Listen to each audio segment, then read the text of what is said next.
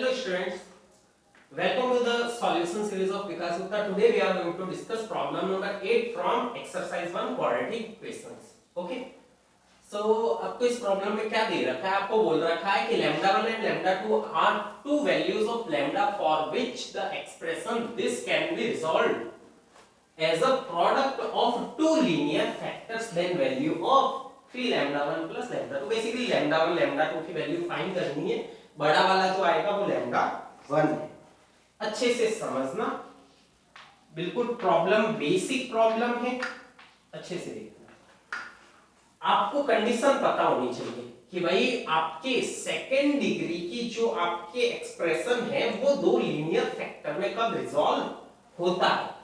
तो कंडीशन क्या है कि ये ax square plus 2hxy plus by square plus 2fx plus 2gy plus c ये दो लीनियर फैक्टर में रिजॉल्व हो जाए, इसकी कंडीशन पता होनी चाहिए.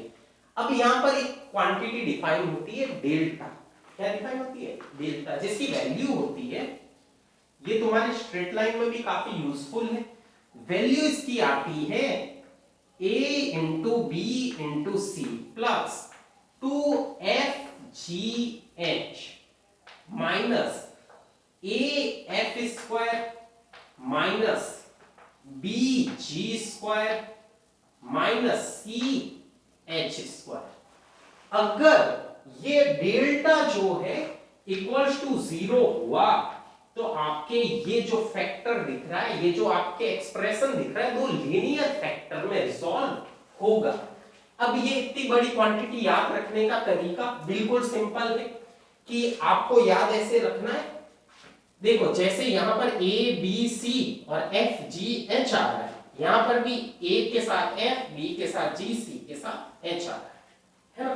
तो ट्रिक है याद रखने की, बाकी 2-3 बार यूज करोगे तो वैसे ही याद हो जाएगा. डेल्टा आपके कॉनिक सेक्शन में बहुत यूज होता है और पेयर ऑफ स्ट्रेट लाइन में भी काफी बार यूज होता है ना. चलो तो यहां पर से अगर अच्छे से आप देखो, कंपेयर करो, a की वैल्यू डेल्टा इक्वल्स टू 0 करना है. a की वैल्यू 1, b की वैल्यू 1, c की वैल्यू, c क्या है वो रहा 6 प्लस 2, f की वैल्यू, f किसका कोफिशिएंट है? f कोफिशिएंट है x का. तो अगर अच्छे से देखो यहां से -5/2, g की वैल्यू, g किसका कोफिशिएंट है? y का. तो यहां से -7/2, h किसका कोफिशिएंट है? आपके x into y का. तो इधर से अगर अच्छे से देखो λ/2,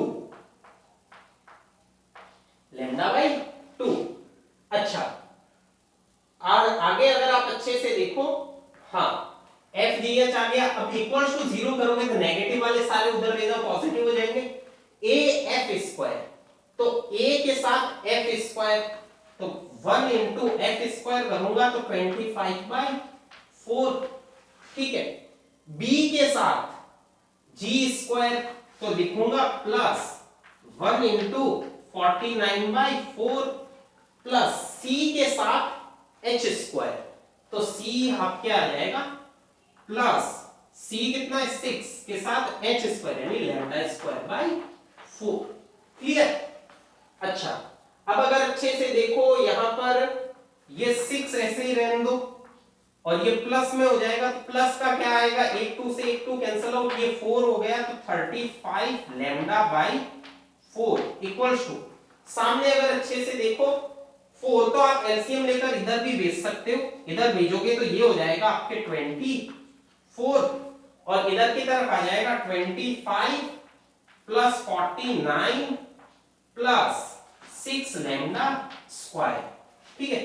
इधर 24 25 कैंसिल आउट हुआ, 1 बच गया, तो ये आ गया आपके 6 लैम्डा स्क्वायर और -35 लैम्डा, और ये 35 लैम्डा है, 35 लैम्डा, और इधर की तरफ ये 50 होगा, तो यहां पर +50 = 0.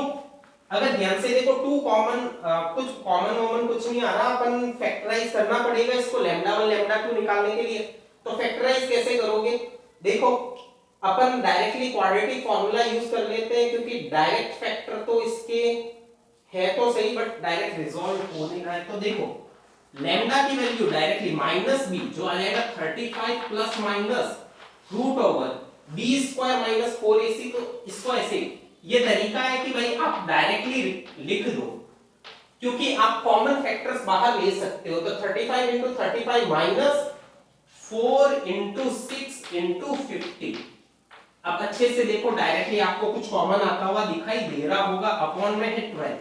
अगर अच्छे से देखो, इधर 5 और 5 फैक्टर है, उधर 25 है, तो 5 बाहर आ जाएगा। तो 7 इंटू 7 इधर बचेगा तो 49, इधर 2 बचा, क्या बचा 2।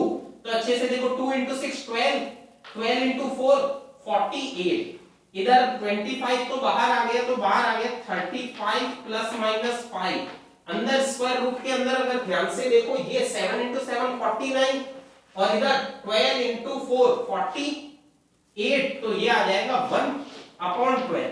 तो अगर अच्छे से देखो लैम्डा 1 की वैल्यू, लैम्डा 1 पॉजिटिव वाला होगा, तो अच्छे से देखो 35 प्लस 5 40/12, ये कितना आ गया 40/12। तो इंप्लाइज 3 लैम्डा इक्वल्स टू 4 से तो कैंसिल आउट हो जाएगा ना, ये आ जाएगा 10, ये आ जाएगा 3।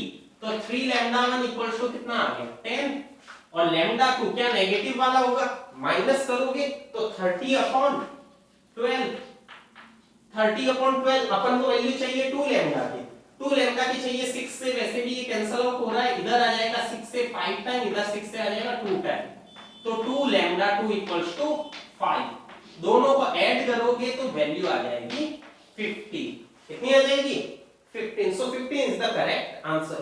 इसमें अप्रोच में कोई खास चीज थी नहीं, बस मेन चीज ध्यान रखना कि जब भी आपके सेकंड डिग्री का एक्सप्रेशन दो लीनियर फैक्टर में रिजॉल्व होगा, तब डेल्टा की वैल्यू क्या होगी 0, और डेल्टा की वैल्यू होती क्या abc plus 2fgh minus af square minus bg square minus ch square. यही आपके क्या बहुत बार काम आता है कॉनिक सेक्शन में, क्या कई बार काम आता है आपके पेयर ऑफ स्ट्रेट लाइन में, क्योंकि पेयर ऑफ स्ट्रेट लाइन के लिए आपके कोई भी second degree equation pair of straight line कब रिप्रेजेंट करेगी, जब डेल्टा क्या होगा 0। क्या मेरी बात क्लियर है, क्या ये चीज समझ आई है, ठीक है, चलो थैंक यू, नेक्स्ट वीडियो।